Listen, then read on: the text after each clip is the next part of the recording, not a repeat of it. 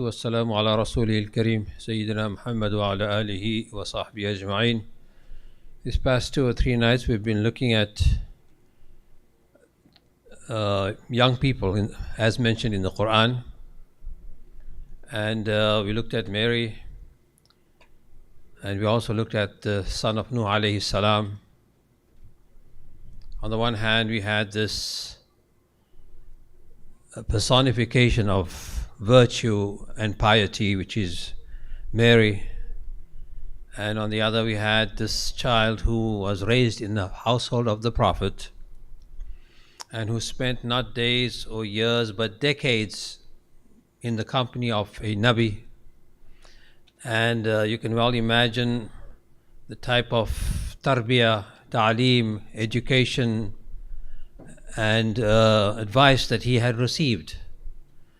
But despite all this golden advice, he was led astray by the kind of peer pressure that was prevalent in his era. But then the Quran points us to a group of young people who lived during the time of the Emperor Decius and who seem to have found their way, it would seem, even without parental guidance. So on the other hand, we have Mary in the company of Zakaria alayhi salam, and then we have the son of Nuh alayhi salam in the company of Nuh himself, and then we have Mark and Maximus and John, and I forget the other names. I'm talking about the sleepers of the cave, Ashabul Kahf. These are rebels who ran away from home and ran away from their society to seek refuge in a cave, away from the mischief and the calamity of that society. Societies were subject to the temper tantrums and the proclivities of their respective emperors and kings and so on. So these young men, their misfortune was to be raised at a time when the king himself was brutal, who wanted nothing but obedience to him alone, and who was slaughtering Christians. We don't call them Christians, we call them Muslims, because every Nabi had his followers and all the Anbiya's followers were Muslims, but historically they're described as Christians. And so they would, what they did was run away from their family, away from their parents. According to some reports, their parents ultimately betrayed them, perhaps because of pressure, because of the oppression of that particular king.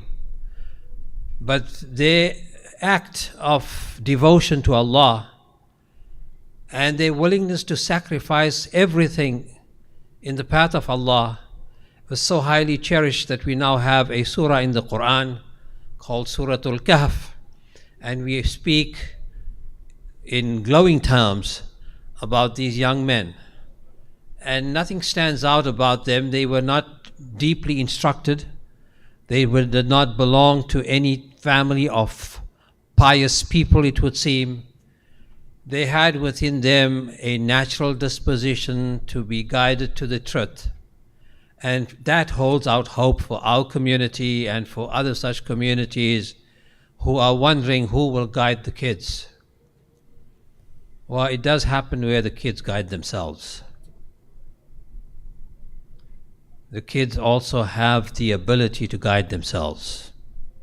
And when they do, then Allah subhanahu wa ta'ala shows immense gratitude to that. And He mentions them in glowing terms. If only we had our kids who could guide themselves and guide us, because certainly we need that kind of guidance. And fortunate is a house in which the child is more aware of the truth than the parent is.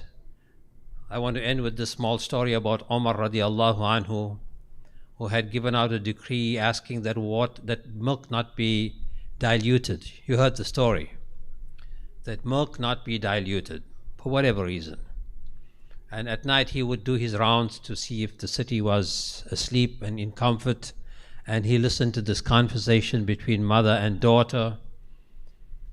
And the mother asks the daughter to dilute the milk. And the daughter then gives guidance to the mother. That's the point of the story. She says, I can't do that because the Khalifa has given a decree. He's instructed us not to dilute the milk. He says, but he's not around. She says, but Allah is around. So that's a level of consciousness and awareness that we should aspire to.